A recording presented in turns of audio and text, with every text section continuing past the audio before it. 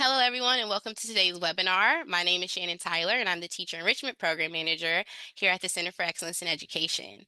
I'm so excited to have you all here for today's session titled Beyond the Beaker, Inspiring the Next Generation of Chemists. This week is National Chemistry Week, so it's perfect time to come together and celebrate this incredible impact of chemistry and the educators who help students see its importance every day. So whether you're joining us from the classroom, the lab, or your living room, we're thrilled to connect with so many passionate STEM educators who are shaping the scientists of tomorrow. We have a fabulous panel of speakers with us here today, each bringing unique perspectives and experiences in chemistry, education, research, and industry. So without further ado, let's go ahead and get started. To begin, I'd like to share a little background information about our organization, the Center for Excellence in Education, or CEE. CEE was founded in 1983 by the late Admiral H.G. Rickover and Joanne DeGennaro, with the mission to nurture high school and university scholars to careers of excellence in leadership in science, technology, engineering, and mathematics, or STEM, and encourage collaboration between and among scientific and technological leaders in the global community. We're proud to offer cost-free programs for both teachers and students that support STEM education across the country.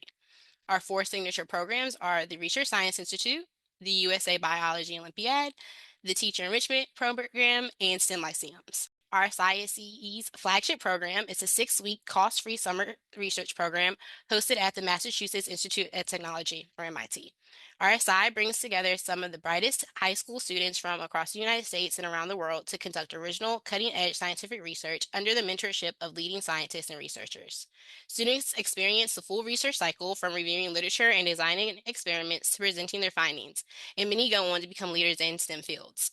Applications for RSI are currently open and will close on December 10th. If you have any students who you think would be interested, or if you're an interested student yourself, I strongly encourage you to apply. Next, we have the USA Biology Olympiad, or USABO, which is another prestigious program administered by CE. It's designed to identify, inspire, and empower the nation's most talented young biologists. Through a series of rigorous online exams and national level training, the top 4 students each year represent the United States at the International Biology Olympiad, competing with peers from around the globe. Both RSI and USABO are incredible opportunities for students to explore their scientific potential at the highest levels, and both are completely cost-free, thanks to the generosity of CE's partners and sponsors. The applications for the USABO are also open and will close on November 8th. I encourage you to reach out for more information and be sure to get those applications in. The Teacher Enrichment Program provides professional development opportunities for middle and high school STEM educators across the country. Through cost-free webinars, newsletters, and networking events, TEPS helps teachers stay connected to the latest research, classroom resources, and STEM career pathways they can share with their students. Our goal is to empower educators with the tools and inspiration they need to help students see real-world connections in science and to spark their lifelong curiosity that drives discovery. Last but not least, we have STEM Lyceums, which is a newer CE initiative, is a virtual club for high school students that meet at least once a month to explore STEM career pathways with leading experts and professionals in the field. These sessions expose students to a wide variety of scientific disciplines, helping them envision the many ways they can apply their passion for STEM beyond the classroom. Together, these programs extend CE's mission, supporting both educators and students as they learn, grow, and lead the world of science. To learn more about our programs and opportunities, please visit our website at www.cee.org. And with that, it is now my pleasure to introduce our panel of speakers for today's webinar. First, we have Dr. Matthew Hardings, Associate Professor of Chemistry at American University.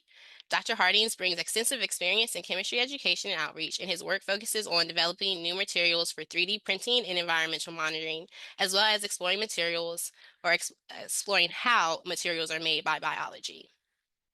Next, we welcome Dr. Helen Farrants, Postdoctoral Associate at the Janelia Research Campus of the Howard Hughes Medical Institute. Dr. Farrants' research focuses on building molecular tools for neuroscience. And finally, we have Danielle Stewart-Robson, EP, Senior Manager in the Sustainability Department at TC Energy. Danielle offers a unique perspective on how chemistry and STEM careers intersect with sustainability in the energy sector, showing students the broader impact of science in society. I'm thrilled to have this diverse and accomplished panel here with us today to share their experiences and ideas on inspiring the next generation. So thank you all for being here.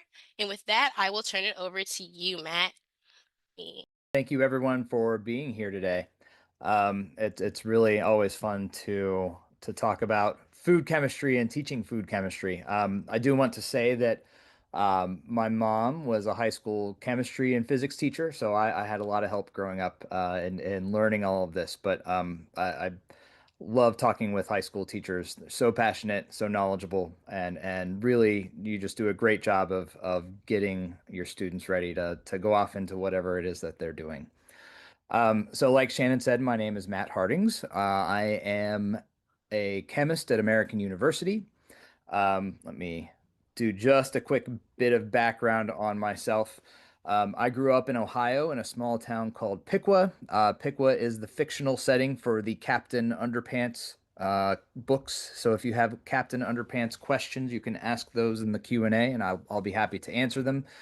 I did my undergrad at the University of Dayton. While I was at Dayton, I did an internship at Sandia National Laboratories, not in New Mexico, but in California.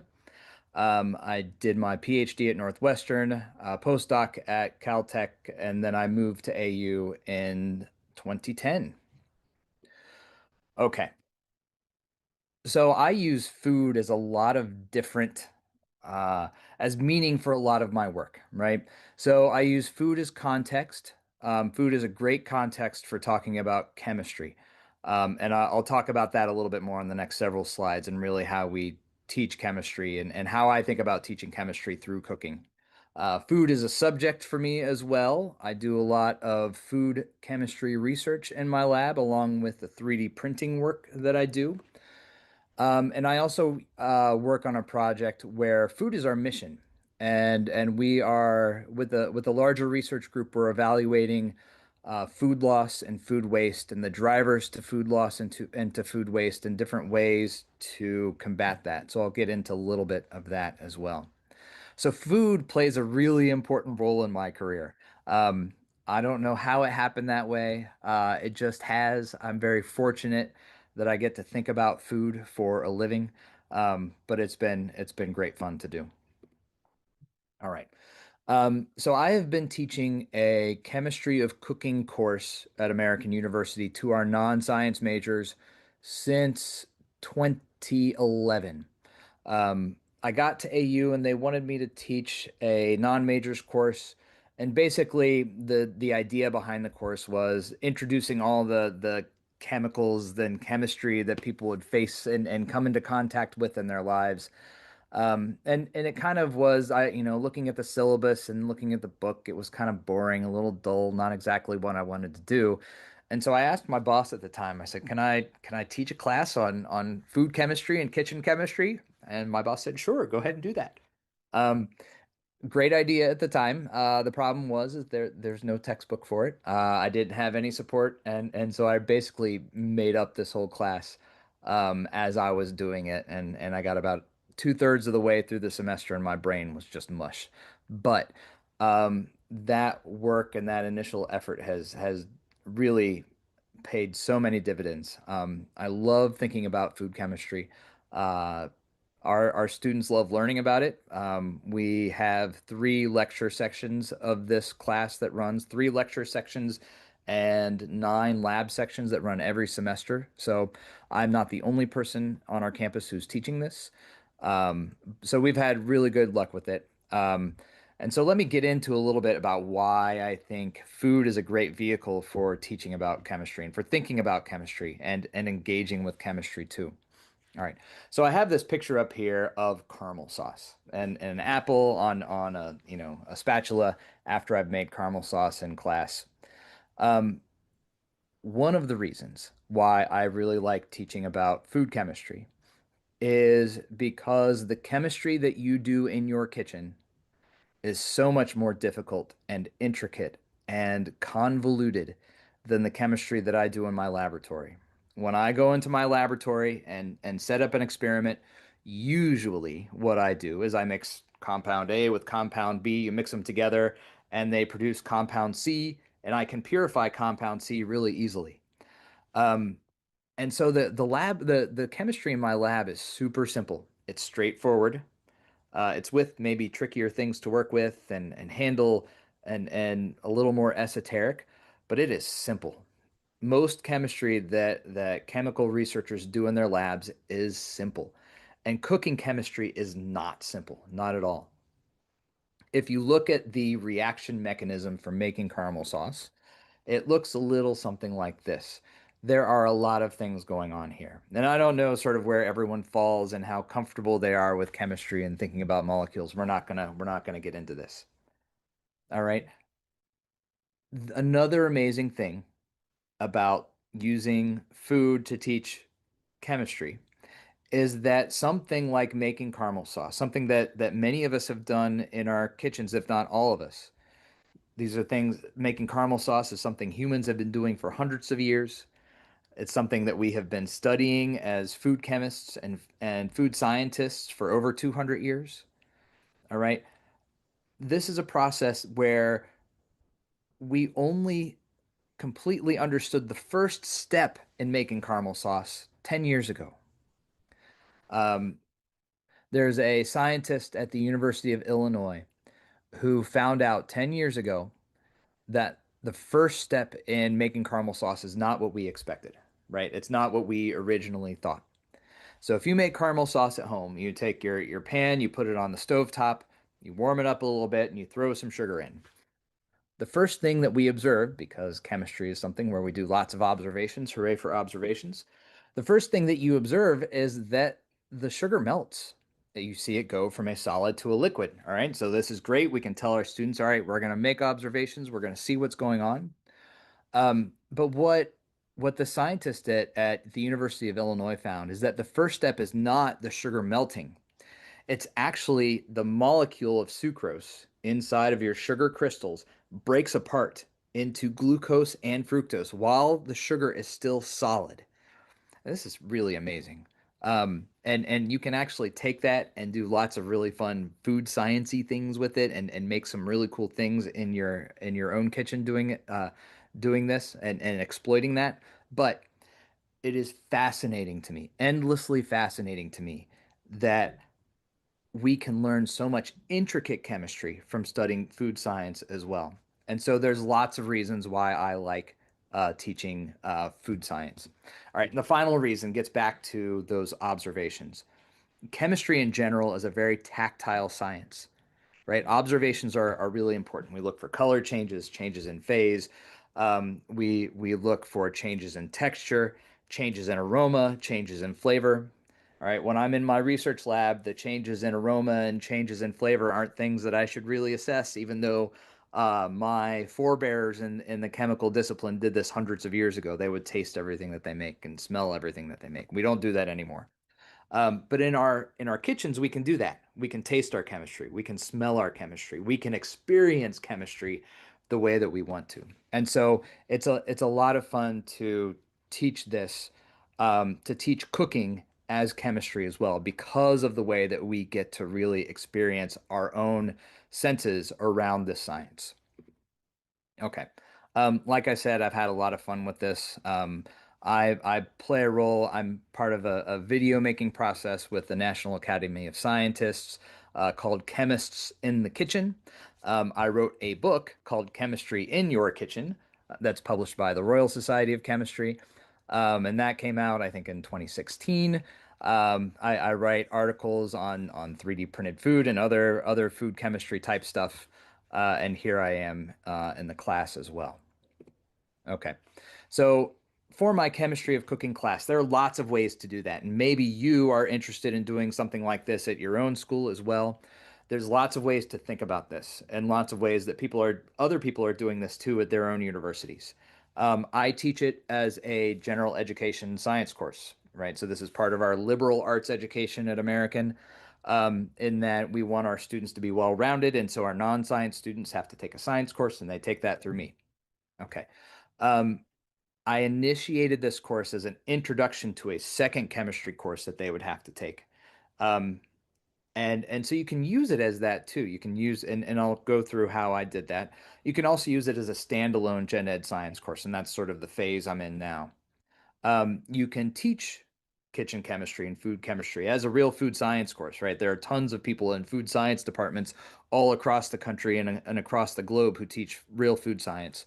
to people who are going to go on to be food scientists and practitioners in that field. There are people who teach upper level topics courses in chemistry departments based on food. And some people do laboratory instruction based on food as well. I have done the first and the last, and we'll talk a little bit about those. Okay. Um, if you are concerned with teaching chemical properties and have that be the main focus of what you teach, you can do that with kitchen chemistry. So the first time I taught this, we got into things like intermolecular forces, thinking about why one molecule wants to pair with another, interact with it, why it might not want to. And we talked about making emulsions, right? And so we think about emulsions with intermolecular forces, right? Why do foods come in to make the materials that they do? Why do they set up and change textures as you cook them? We think about intermolecular forces. Okay. You can think about acid-base reactions as well. We do lots of acid-base reactions in cooking chemistry. Making cheese is one of them. Using baking powder and baking soda, those both rely on acid-base reactions. And setting things like jam using pectin also rely on acid-base chemistry. And so we talk about some specifics around acid-base chemistry. And then you can get into a lot of thermodynamics and kinetics, right? This is the language of chemistry for many of us. So for our majors, we teach thermodynamics and kinetics really in general chemistry too, and I think that is our major's most important class that they take while they're in undergraduate. And for any of you out there who teach AP chemistry, you're certainly hitting on these topics. But we talk a lot about thermodynamics and kinetics in terms of the temperatures that different things happen, right? And so a good example of this is thinking about steaks and cooking steak. You cook steak to a specific temperature. And that temperature that you cook it to dictates which of the proteins and the muscles that you're cooking will unravel and aggregate and cause a texture change in the steak that you're cooking. So, not only are you changing the color of your steak as you cook it to different temperatures, those different temperatures correspond to specific protein unfolding events that happen during the course of cooking. So, we get into thermodynamics and kinetics through this process too. All right. So another way to put all of this into context is really thinking about using a little bit of chemistry knowledge to help your cooking as well. And this is the mode in which I'm teaching my course now, right? So we start off, we talk about building texture, we talk about building flavor, we talk about combining all of those things and building a good meal. And our students run research projects all semester long. In fact, I got 50 new term papers last night at midnight that I have to now grade. Um, so, like many of you, I was kind of hoping that Canvas stayed down for a little bit longer, so I wouldn't get those assignments back right away. But I've got all my things to grade now. But you can use prepping the meal and using some chemistry to help in and assist you in getting the kinds of flavors that you want and getting the textures that you want. This is really the point of view that I take now as I teach this course. Okay. I use some food in some of my upper level teaching laboratories as well. We have a project that I'm writing up a publication on right now on aging gin in oak barrels, doing lots of advanced chemical analyses on the gin as we age it in the oak barrels. And with this, we were working with A. Smith Bowman Distillery in Fredericksburg, Virginia. And as I said at the outset, too, I'm also part of an NSF sponsored research group where we are studying food waste. So we study how and why food is wasted. We evaluate different ways to reduce food waste. And we evaluate how all of the different disciplines that are needed to solve this problem and really attack this problem come together to work things out. And this has been a really fulfilling project to work on. Um, I am always shocked at this statistic. 40% of the food that we produce in the United States is never used. That is mind-boggling for the number of people who live in food security, who live in hunger. 40% of what we make just goes into the trash eventually. There are lots of bad environmental effects from this also, but just the social impacts are just staggering. Worldwide, that number is about 33% of the food that gets produced. And so there are a lot of, that huge number, 30%, 40%. If we can start to minimize the amount of food that we waste, there's a lot of good that can come from that. And so we use food in that context as well as a mission for what we do. All right. As part of that project, we developed a course, and there's a QR code here. I'll put the link into the chat later. We've got a full course up on Canvas Commons. We teach about different parts of food waste and different aspects of food waste and how we tackle it from different disciplines. And so, if you'd like to play around with that, if you want to offer a course on food waste and minimizing food waste, we have this great resource here. So I will share the physical link in the chat as well. Otherwise, the QR code is here. With that, my time is up. I want to thank you all, and I will I'll pass it back to Shannon, and she will do appropriate introductions. Thank you so much, Dr. Hardings. I love that. It sounds like you really love what you do and you have fun with it. And I love that. So, thank you again, and we'll move on to Dr. France. All right, just double checking that you can see and hear me. Yep, we're good. And that was absolutely fantastic, Matt. As a chemist and a baker, I'm really inspired by the food chemistry that I just saw there.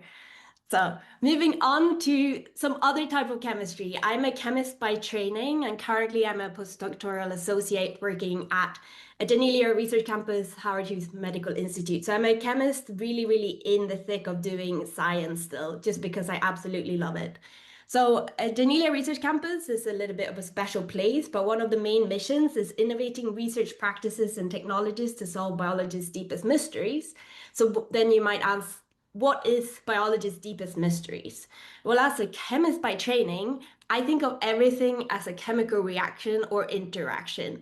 Matt sees chemistry in food, I see chemistry in biology. Other people might say that biology is a series of physical phenomena because they're physicists by training, but as a chemist by training, I really think that chemistry dictates biology and what happens in biology. For example, what happens in the brain? Let's see if we can what happens in the brain of the zebrafish larvae as it's swimming, as it's hunting this prey, this food molecule, and what happens in the organism as it's swallowing that, and what chemical reactions are needed for that food to be digested in the stomach. All of these questions are answered by chemical reactions. So how do we actually see inside of this animal to understand what's happening? Well, we can use microscopes in order to get down to the very, very small scales that these things are happening, and more advanced microscopes now can get down to really, really soon the atom scale. So they're smaller and smaller things that we can observe. But if we just put a piece of tissue from biology under a microscope, you don't see very much. You just see different shades of gray, as we saw on the previous slides with the zebrafish larvae. So we need to really be able to see inside. We need contrast. So how do we do this? Well, in my job, I'm actually inspired by nature's chemistry in order to see inside of these living animals. And today I'll be sharing two of the ways that we see inside the living animals. And that's something that you can really bring to the classroom and play around with the students of all levels. I've done outreach events to elementary schools, as well as taught in community colleges and colleges, as well as using these reactions on an everyday. So this is something that really speaks to everyone. So I use both bioluminescence and fluorescence inspired by nature's chemistry. So starting off with bioluminescence, if you're out on a pitch dark night in Northern Virginia, where I live, sometimes you can see bits of sparkles in the bushes, and that's fireflies, right? Bioluminescence from fireflies. But bioluminescence also exists in the ocean, especially a lot of marine creatures have found a way in order to signal that they're there or use light in different ways, such as these surfers are enjoying in San Diego. These are algae that are bioluminescent on the surface of these waves. So animals in nature produce light through a chemical reaction that by a small molecule, what we call a luciferin, that's a small molecule. And a protein catalyzes this reaction, an enzyme catalyst, in order to make a product, oxyluciferin, as well as light. Nature does this But in order to really take advantage of the light that nature makes, we as chemists need to both improve the luciferin molecule, the small molecule, as well as doing a lot of biochemical analysis and biochemical improvements on the protein part. So after decades and decades of work, we now have such molecules that and proteins that can give off this light. And this is a video from an outreach event that we did recently where Brian English filmed Eric Schreiter adding one of these small molecules, the luciferin molecule from this pipette, into a protein solution of the bioluminescent protein, the luciferase protein. And you can really see that light being generated in front of your eyes. And that's really, really cool. After decades of both improving the small molecule, that we can now actually see this light with our own eyes, as well as the luciferase protein, so that we can turn over, so that this reaction can turn over enough molecules that we can see the light with our eyes. So once we've isolated the molecule and the protein, we can now use these in biomedical applications. For example, for looking at tumors inside of living animals for drug screening purposes. So what I'm showing you here is from a publication where zebrafish has been introduced with tumor cells. So we can now see where these tumor cells are because they're also expressing the luciferase protein, and we've added a small molecule into the water, or the authors of the study have done that. And we can now use drugs in screening methods, so add other drugs to see when these tumors are actually reduced. So that's a very common example of real life applications of bioluminescence that was first found in nature and then used in order to see inside of animals with light. But sometimes the light that we're getting out of these animals is just not enough. What I mentioned before is that we need a chemical reaction to turn over pretty quickly in order to see the light molecule. And for some of the tissue, that's not great. So nature, let's turn back to nature to see what else it has to offer us, and that is fluorescence. If you see divers diving in the depths of waters, they sometimes have a UV lamp, which they use in order to illuminate corals, such as here, or you see a little bit of this fluorescent light from a UV lamp in these corals there. Fluorescence can also be seen from jellyfish, but it's a little bit more of a special case there. This is pure fluorescence from a molecule that's expressed inside of these corals. The corals make the molecule itself. And what is that molecule? Well, it's actually a protein, and here I'm showing you the crystal structure of the responsible protein, the fluorescent protein, where nature catalyzes, or nature actually undergoes a chemical reaction inside of this protein in order to make a molecule that fluoresces.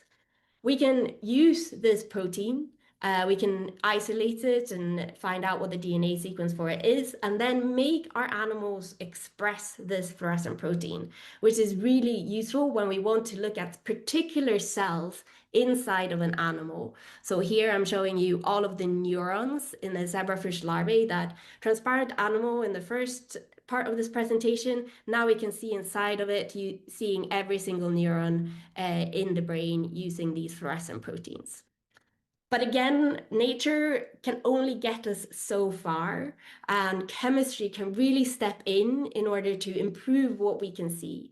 And we're really lucky to be right next to world-leading chemical synthetic chemists. The Luke Levis lab and Jonathan Grimm in that lab makes a whole series of different colors of these small synthetic dyes that we can use instead of the fluorescent proteins when we want more colors, or we want more photostable molecule. And we call them photostable because corals, sometimes they bleach, so you don't see the color anymore because they've had so much sunlight on them. These molecules are much more stable, so they don't bleach or photobleach as much. And they are constantly improved by new chemical synthesis, creative and innovative ways of doing that. So my job is then to take these new chemical molecules and find proteins that interact and bind to them in different ways. So after, again, a lot of optimization and work, we can now look at all the neurons in the brain of the zebrafish larvae using a different color. But I started this presentation saying we want to understand the chemistry that's happening inside of the living animal. And what we've gotten to now is just being able to see inside of the living animal. So part of my work as a protein engineer and biochemist is to make indicators based on these optical methods.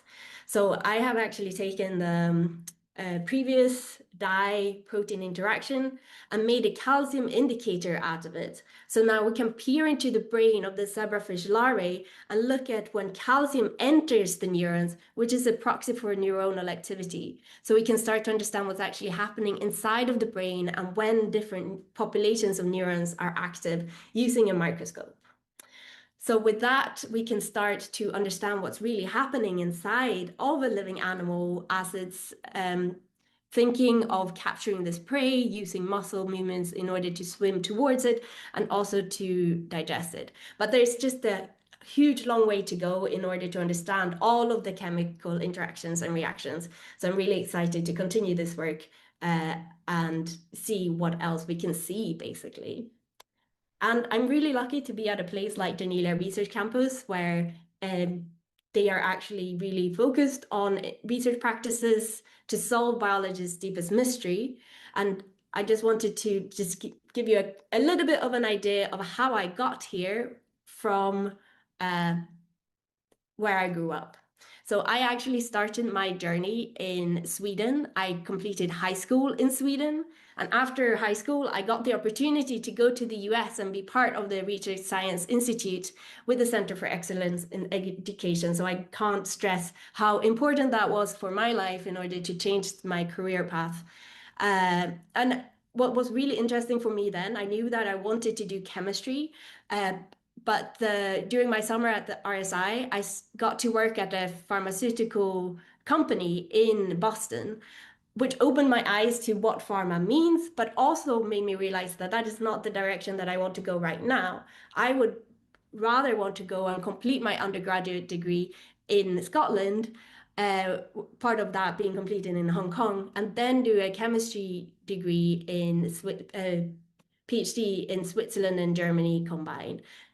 Before just following where life leads me, I came back to the US and I have now been here for 6 years as a postdoc. And I also want to take this opportunity to just highlight how incredibly mobile you can be with a scientific degree or a scientific job, that you can work with such amazing teams all across the world and really travel and see the world this way, which again has had a huge impact on my life. So my life today, what does my life as a scientist look like? Well, I produce or make and purify these chemicals that sometimes are made by very simple reactions, and sometimes, Matt, I think that they are a little bit more complicated reactions, but purifying them out and using advanced microscopes, but also being part of teams in order to think about how we tackle challenges, which requires input from not only chemists, biologists, physicists, but also engineers and technology developers in order to build microscopes and to make models, mathematicians. All of STEM fields really come together for us to work together to understand the world around us. And not only do we work in small teams, but also in large teams. So going to conferences is also part of my life as a scientist. So as a finishing note, I can't stress enough how important chemistry, but also all of STEM is in order to solve biology's deepest mystery. And I think that we have lots and lots of years ahead of us that we're going to be enjoying this to do. And with that, I'd just like to acknowledge all the people that have made the research that I presented in this presentation possible. To sum up, that we can really be inspired by chemistry to see what's the chemistry within us, but we also need creative, innovative, new chemistry built on top of nature's chemistry in order to see what we want to see. And with that, I am done, and I will pass it on to the next person. Thanks so much, Helen. Your research is so interesting. I love it. And I really like the last note that you shared about how chemistry plays such an important role in biology as well, because I feel like biologists get all the credit for everything. And it's nice to see how the chemistry plays part of that as well. Okay, so thank you again, and Danielle, we'll pass it to you. Fantastic. Thanks, Shannon. It's a privilege to chat with you all today, following two really outstanding individuals who have excelled in their respective academic and research disciplines. Matt, Helen, I extend my sincere congratulations on your achievements. Your work is truly inspiring and incredibly fascinating. Thank you for inviting me to share my story. As Shannon mentioned, my name is Danielle Stewart-Robson, and I'm the Senior Manager for Sustainability at TC Energy. TC Energy is a natural gas transmission, power, and energy solutions company operating across North America, and I'm based in Calgary, Alberta. So you've got a fellow Canadian on the panel here. My objective today is to offer an alternative perspective on how a background in chemistry can influence a career trajectory, specifically my career. So before I dive into the details, I want to highlight the importance of adaptability and curiosity throughout my journey. These qualities, complemented by technical expertise, have enabled me to navigate some pretty unique challenges and see some pretty unexpected opportunities. As I reflect on my path to my current position, I recognize the benefit of participating in initiatives and activities that are uncommon within the industry. And yet one aspect drives how I excelled in my career, apologies, and that's data and the integrity associated with it. I attended a technical college and earned a diploma in chemical technology. So this program focused on the analytical instrumentation supplemented by a bit of theoretical understanding. With this education, graduates were pretty well suited for employment in various labs, petrochemical, water, agriculture, or even food and beverage sectors. During my specific cooperative term, I gained the practical experience in a polyethylene lab. I also worked at a wastewater treatment plant facility in the Canadian Rockies. Fun fact number one, I served as a key witness in a criminal and civil investigation conducted by the RCMP, the Royal Canadian Mounted Police, and Alberta Environment, the provincial regulatory agency. The guidance provided by my profs regarding data management and integrity proved instrumental, ultimately leading to a hefty charges against management. Fun fact number two, in a separate incident at the same location, I had to use a pipe wrench to gently redirect a black bear. I booped her on the nose when she started charging at me before I inadvertently got between her and her pups. Life lessons can manifest in peculiar ways. My first position post-grad was soil and groundwater monitoring and reporting in Canada and US for a power generation company, where my analytical abilities and attention to detail resulted in increased responsibilities. I became accountable for health and safety data management and then regulatory environmental reporting for Canada, the United States, Mexico, and Australia, coinciding with the emergence of global GHG emissions reporting standards. Driven by my intellectual curiosity, I engaged extensively in the study of GHG emissions, ultimately being selected to beta test the province of Alberta's pioneering GHG emissions regulation, the first of its kind in North America. This role demanded comprehensive knowledge of the chemical composition and behavior of coal and natural gas, further leveraging my educational background. This period also marked the establishment of foundational relationship building with power generation and mining operators and the regulatory authorities, fostering collaborative opportunities. Following the enactment of the Alberta GHG regulation, the relationship facilitated new prospects, including an invitation to contribute to the development of Washington State's GHG emissions regulation.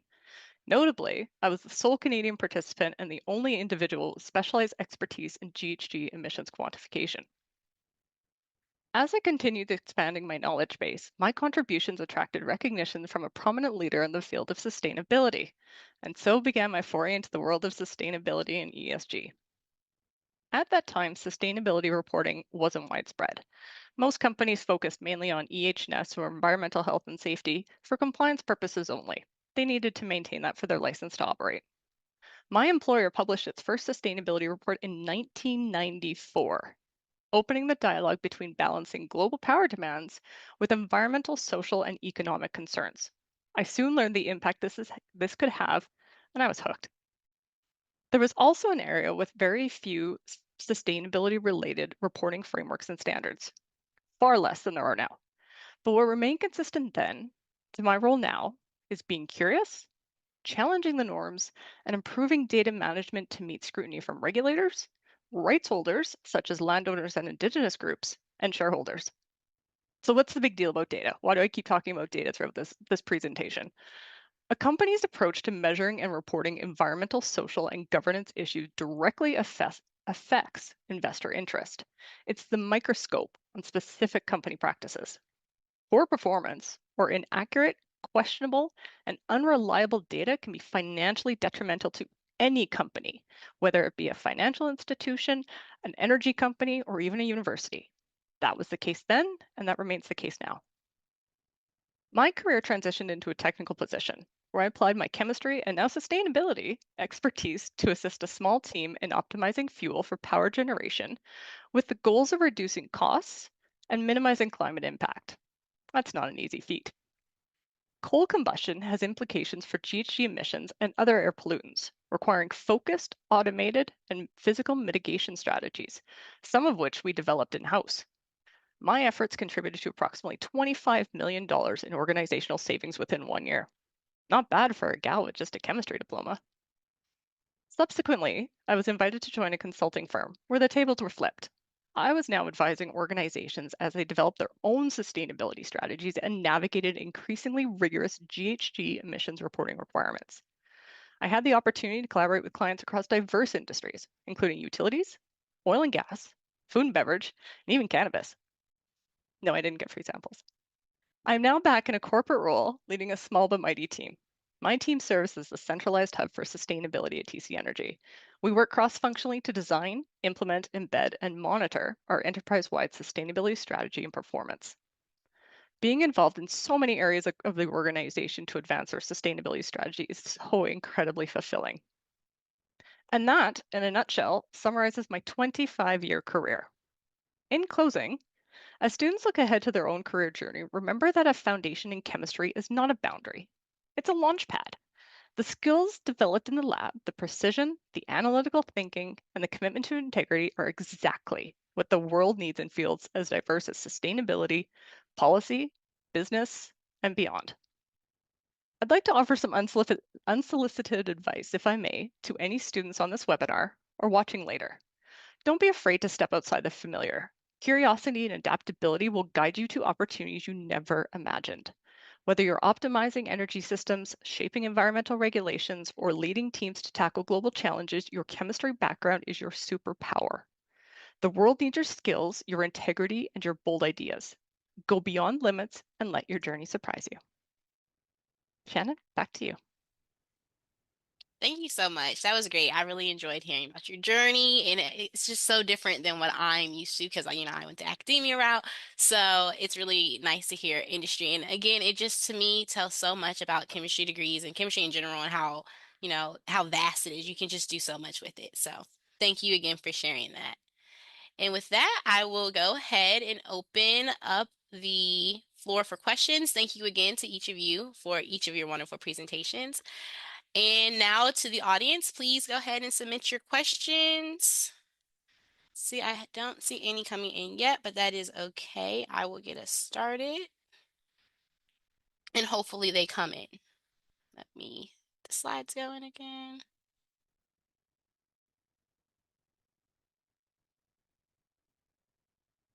Okay. So I'll start at general and we'll just do a question that anyone can answer, whoever would like to. And so we'll start with a lot of students in particular say, chemistry's hard. They don't like to do it because it's hard and it kind of deters them. So what strategies or experiences do you think are most effective in helping students fall in love with chemistry rather than just seeing it as another required course to take?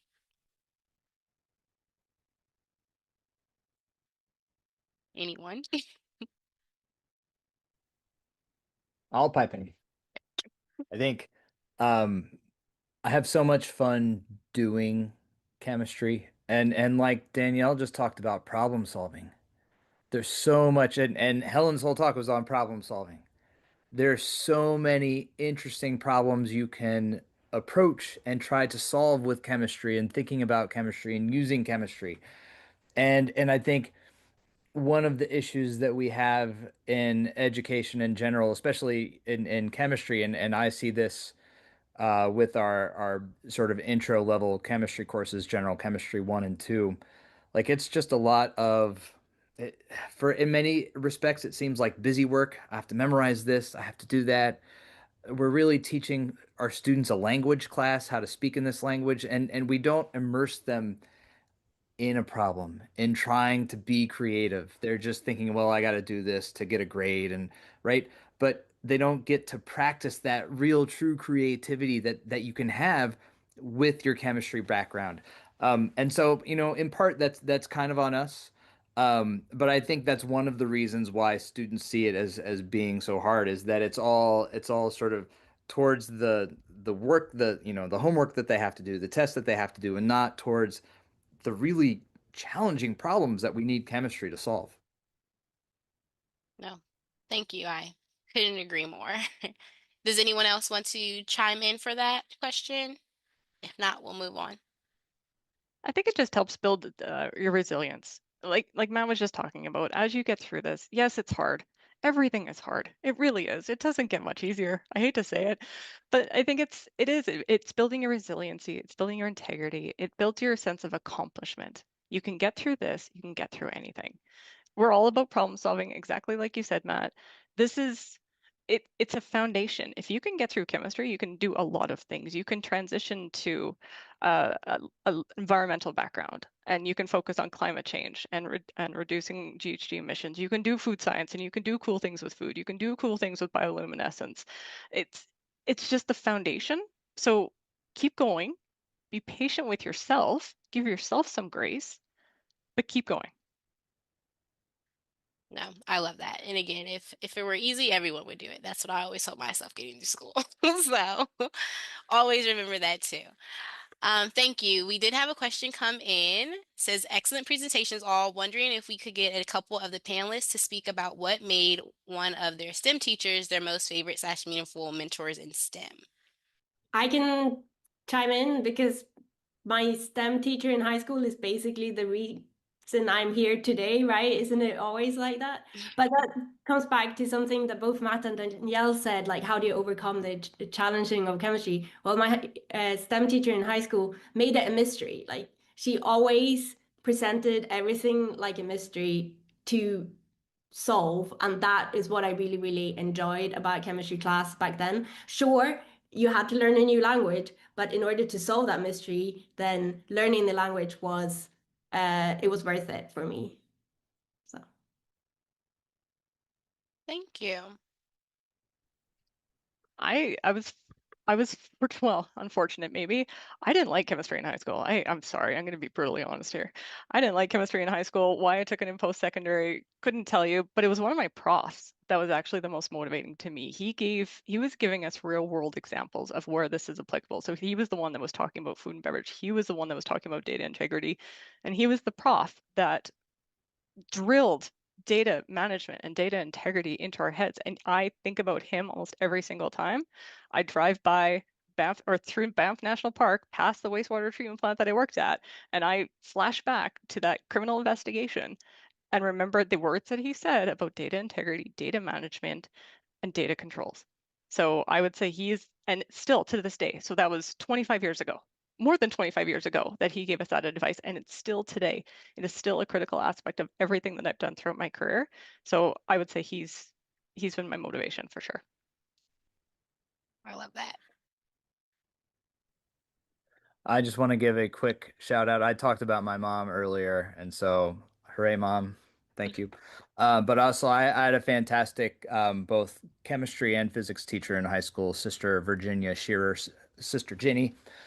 Sister Ginny was just fantastic. And I think one of the things that I liked about her, and maybe one of the reasons why I see problems and chemical problems the way that I do now, is she was really good at showing that bridge from sort of the language learning, the new intricate stuff that we're learning, to taking them a step farther. And really found the joy in these multi-step problems where you could get at an answer going through multiple routes to find the same thing. Just learned a lot from Sister Ginny.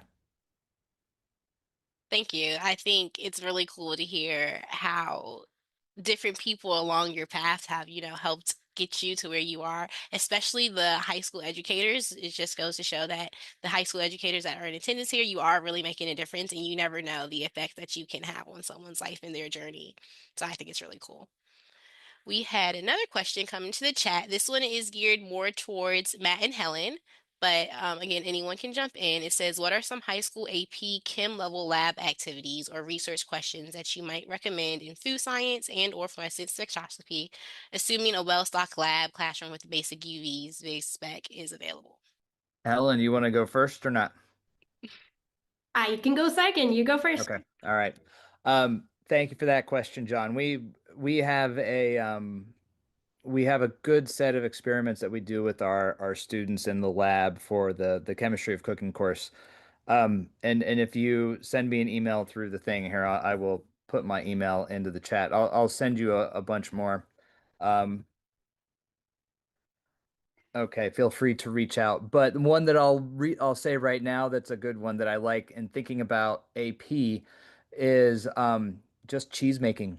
If you take milk and heat it up a little bit and start to add in acid, you can do a titration, right? Where you add some acid and right, have your whole class do different amounts of acid that they add to your milk. That milk isn't going to curdle until the pH of the milk changes to be around, I don't know, right around 4. Once you get it under 3.5, there's lots of curdling that happens. But you can do a fun titration curve just with the amount of curds that you get out of your milk at different pH levels. So you can do something fun with that. That sounds really fun, Matt. Now I want to go make cheese. Um, for an AP Chem level class, I'm always going to bring this back to fluorescent proteins because I think that they are going to be the coolest thing ever. But it requires handling of bacteria, and if your high school has that equipment, then this is a really fun lab of expressing a fluorescent protein or like isolating a fluorescent protein and really seeing it under a UV vis scope. And depending on how exoteric or difficult you want to make the lab or your life, you can make different colors. And you've seen something that we actually take into elementary school, just they don't know what a fluorescent protein is, but we make them paint with bacteria that express these fluorescent proteins, and then the day after you get an image on an agar plate of whatever you've drawn the day before in fluorescence that you can see them with the UV vis backlight. So that's a really fun one, but again, happy to brainstorm other ones that are out there. Very cool. Again, if I were a student in these labs, I would love to do either of those experiments. So, yes, hopefully we can get some brainstorming so that these type of ideas can be brought into the classroom. Let's see. I don't see any more questions coming in, but that's okay. I have one. This can go for anyone, and I just kind of want to discuss the skills that we think are necessary to strive in a field like chemistry. And so the two that come to my mind are curiosity and persistence. And I know that is especially important in fields like research and stuff like that. So, um, how do you all think that teachers can nurture these skills in students? I Anyone like want to take the that? example that Helen offered from her high school where they made it a mystery. I think that is a really great method in which to motivate students to think a little bit outside the box. Don't follow a set of instructions that you've been given just to get through the task. Make it a mystery such that they have to kind of solve clues or riddles or something to get to the final end product. I think that's a great way to motivate it because then it forces students to have that external thought process and stuff and start thinking bigger and start thinking bolder and stuff like that because I've noticed throughout my career and those that I work with a lot, you have to have big ideas. You have to challenge the norm. You have to think outside the box, or else if you think inside the norm, you're going to get defeated quite rapidly. So I think that is an excellent example of what instructors could do, and I wish they would have done. No, I love that. Again, I couldn't agree more. I think again, and especially when you're younger as a student and you're still growing and learning, I think the challenge sometimes there makes it, more of a challenge and a goal to get there and answer it. So thank you for sharing that. I like that.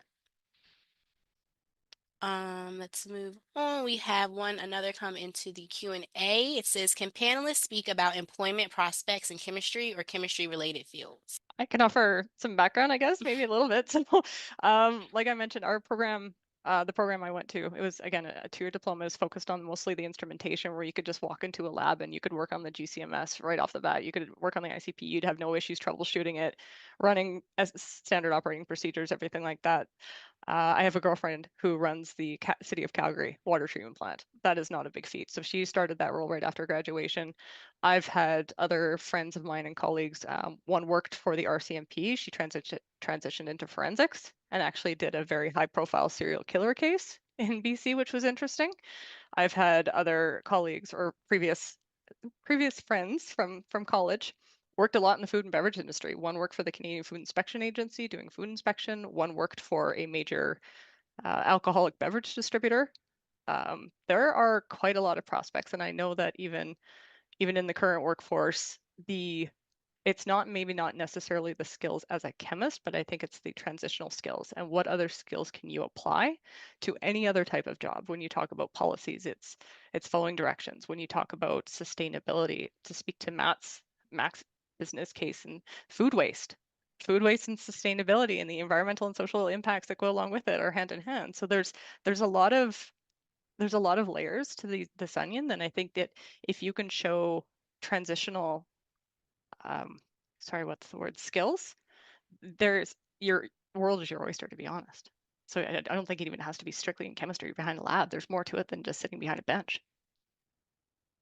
Yep. And really, I think very few of us stay at the bench. Like if you look at the career trajectories of chemists, like it's the majority are not at the bench, right? And they're doing really amazing things like Danielle is doing, like Shannon is doing, right? And so, right, going on to do great things. We have people who go and work at law firms. We have people who go to work in different industries, whether that is the pharmaceutical industry, whether it's just a broader chemical industry, polymers industry. Water quality is another big one. One of my students just went and is working in a water quality lab right now. We have other students. We just had a student come back and give a talk. She is a clinical research coordinator at a hospital. And so there's a research hospital and they're running clinical trials.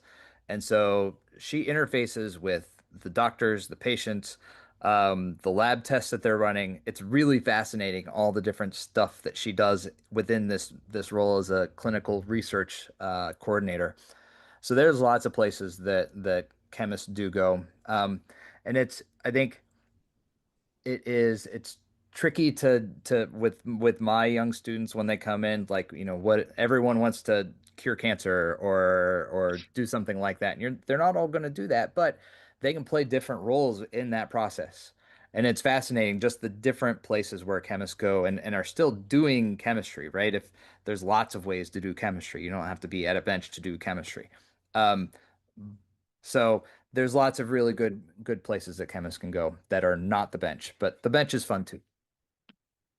I love that. Thank you for your insights. Helen, did you have anything for that one?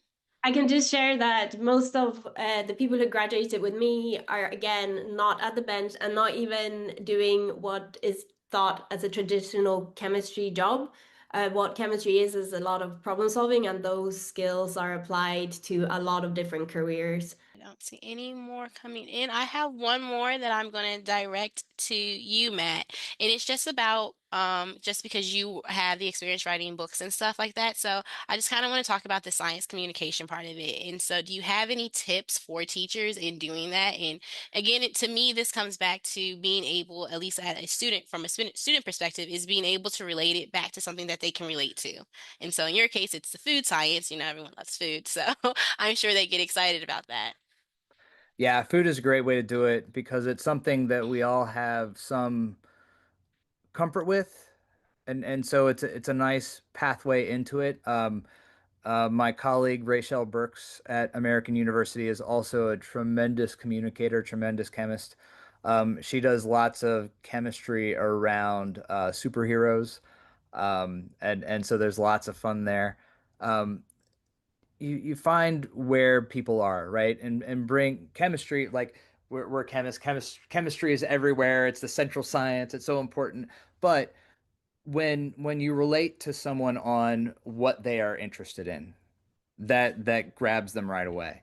I will let me temper that a little bit, right? I love cooking, I love food, and obviously I think of chemistry and food all the time.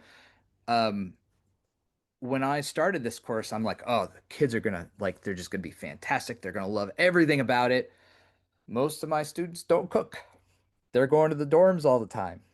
Maybe they can boil water. I've had some students who are fantastic cooks, right? They're much better than I am. But I think the majority of my students don't think about it on a daily basis. They go and they eat their food, and maybe they take some stuff away from me. I think my class appeals to their parents probably more than them in that regard, right? And so I'm not really taking my, right, I'm not really finding where they are as much as someone else might, right? But it's really, like you said, Shannon, it's about finding people where they are, where their interests are, and bringing that to them. And so you're not going to hit everybody, right? So I've got my niche. I kind of use it, but I'm not going to find everybody with it. There's no perfect answer, but when your perfect time arises and sort of speaks to you and it speaks to them, you're gonna know it right away. No, again, I love that because it's just true. Again, everyone is different, and you're going to have to find a way to try to, especially as a high school teacher, to find a way to really relate to a wide variety of different personalities and kids and interests and everything. So, thank you again. I think we're slowing down on questions. That's okay. We're about at time. I have one more quick question for you, Helen, and that is, would does the Janelia Research Campus or, Howard Hughes or anything offer any type of tours for high school students or anything like that that they could, or teachers rather, students or teachers that they could get involved in? We did before the pandemic, and then the Wow. pandemic and everything kind of slowed down a little bit, and those programs are just ramping back up. But stay tuned. Uh, in the future, they are supposed to come back, hoping. No, sounds good. Thank you. And then I guess I can kind of relate that one to you, Danielle, too. Do you know if TC Energy does anything like that? We do offer some tours of compressor stations, excuse me, and some of our facilities, but because we're mostly natural gas, the natural gas pipelines are below the ground, so it's a Mhm. little difficult, but That's why I was hesitant to ask, but I didn't know if you guys did. but honestly, there are some other energy companies. So I know of some utility companies that offer tours of the mines and they offer hmm tours. So it's honestly, it's just asking the question and being inquisitive and just asking, can I have a tour of one of your facilities so you can go see it? Could you go through the a food and beverage lab or something like that? Like I'm sure companies are open to it. Some restrictions involved, but you gotta ask. Yeah, Yeah, exactly. If you don't ask, you never know. exactly. So thank you. I don't see any more coming in, so we'll go ahead and wrap up. Thank you again so much to all of our panelists. Really appreciate you all taking the time to do this and speaking with us today. It really means a lot. Um, Again, before we wrap up, I would like to give a special thank you to our sponsors for their generous support. Their contributions make it possible for us to offer these costly webinars and provide high quality professional development and resources to educators like you. We truly appreciate their partnership and commitment to advancing STEM education. A special shout out to TC Energy specifically for having Danielle here with us today.